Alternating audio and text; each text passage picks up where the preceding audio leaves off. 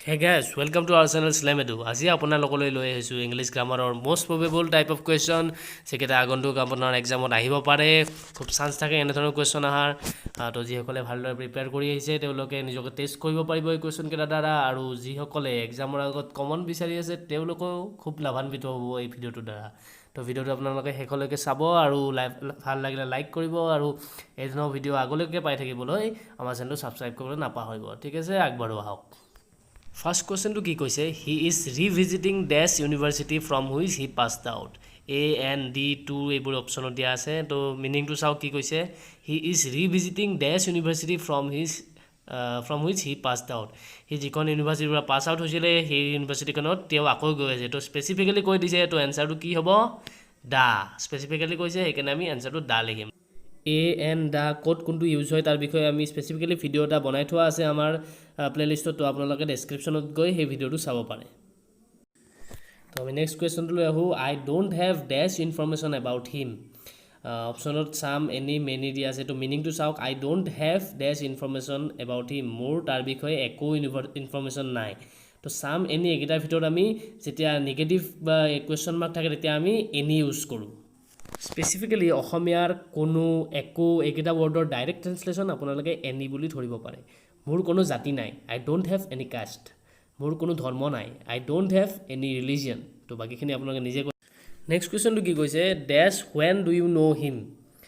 কেতিয়াৰ পৰা তুমি তাক জানা তো টাইমত যেতিয়া পৰা আহে তেতিয়া আমি সদায় চিন্স ইউজ কৰোঁ ফ্ৰম ইউজ নকৰোঁ ঠিক আছে তো ইয়াতে চিন্স হ'ব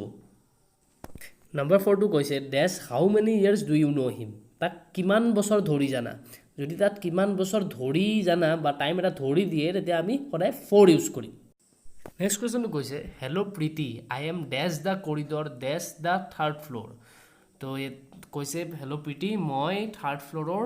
কৰিডৰত আছোঁ তো মানুহজনে নিজৰ লোকেশ্যনটো কৈছে ঠিক আছে তো লোকেশ্যন ক'লে আমি সদায় কি দিওঁ দিওঁ দ্য কৰিডৰ হ'ব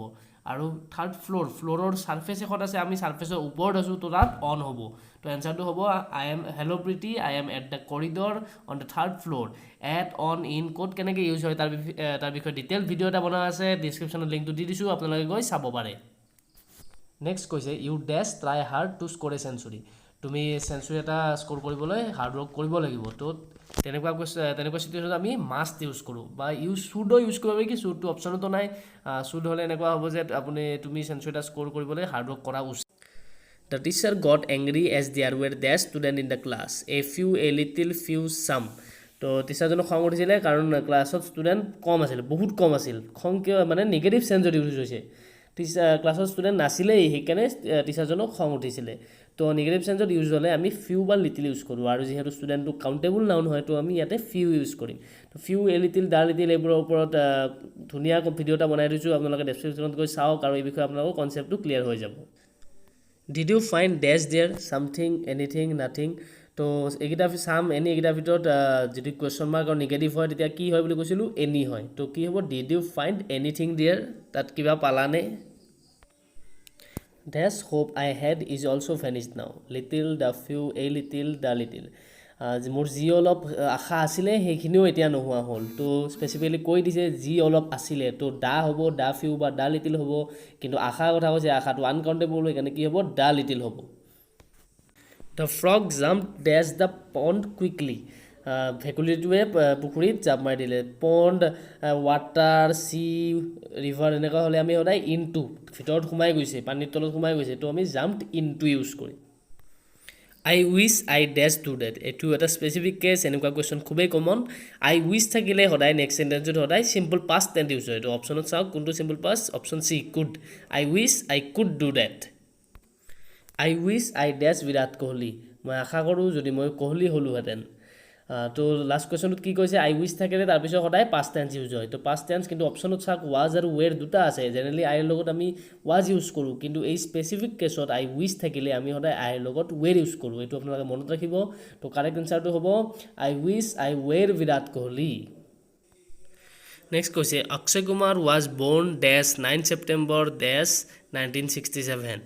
তো আৰম্ভণিটো ডেট দিছে আৰু পিছৰটো চন দিছে তো ডেট থাকিলে আমি কি ইউজ কৰোঁ অন ইউজ কৰোঁ আৰু চনৰ আগত আমি ইন ইউজ কৰোঁ তো কাৰেক্ট এনচাৰটো হ'ব Akshay Kumar was born on 9 September in 1967 on in at time phrase লগত কেনেকৈ কোনটো ইউজ হয় তো আমি সেই বিষয়ে ধুনীয়া ভিডিঅ' এটা বনাই থৈ দিছোঁ আপোনালোকে ডেছক্ৰিপশ্যনত লিংকটোত ক্লিক কৰি ভিডিঅ'টো চাব পাৰে we dash English by mister Kalita have taught or taught would teach এইটোতো অলপ ভইচৰ কনচেপ্ট আছে তো ভইচ যিসকলে ক্লিয়াৰ কৰিছে তেওঁলোকে গম পাব ইয়াত কি হ'ব we are taught English by mister Kalita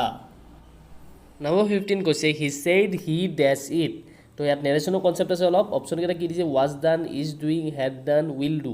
তো হি ছেইড ইয়াত পাষ্ট টেন্স আছে তো নেক্সট ফ্ৰেজখিনিও পাষ্ট টেন্স থাকিব এপাৰ্ট ফ্ৰম ইউনিভাৰ্চেল ট্ৰুথ বা তেনেকুৱা কিবা থাকিলে পাষ্ট টেন্স নহয় প্ৰেজেণ্ট টেন্স হয় জেনেৰেলি আগৰটো পাষ্ট টেন্স থাকিলে পিছতো পাষ্ট টেন্স থাকিব যিসকলে নেৰেশ্যনটো কমপ্লিট কৰিছে তেওঁলোকে ভালকৈ গম পাব তো পাষ্ট টেন্সৰ কোনটো আছে শুদ্ধ past tense option C had done he said he had done it তো আশা কৰিছোঁ আপোনালোকে কিবা শিকিব পাৰিলে আৰু যিসকলে নিজাববীয়াকৈ এনচাৰকেইটা কৰিছে তেওঁলোকে স্ক'ৰটো কমেণ্ট ছেকশ্যনত জনাব আৰু কিবা যদি ডাউটো হয় আপোনালোকৰ কমেণ্ট ছেকশ্যনত নিশ্চয় জনাব আৰু আগন্তুক টেট পৰীক্ষাৰ বাবে আপোনালোক সকলোলৈকে বহু শুভেচ্ছা থাকিল তো অল দ্য বেষ্ট তো আজিলৈকে বাই বাই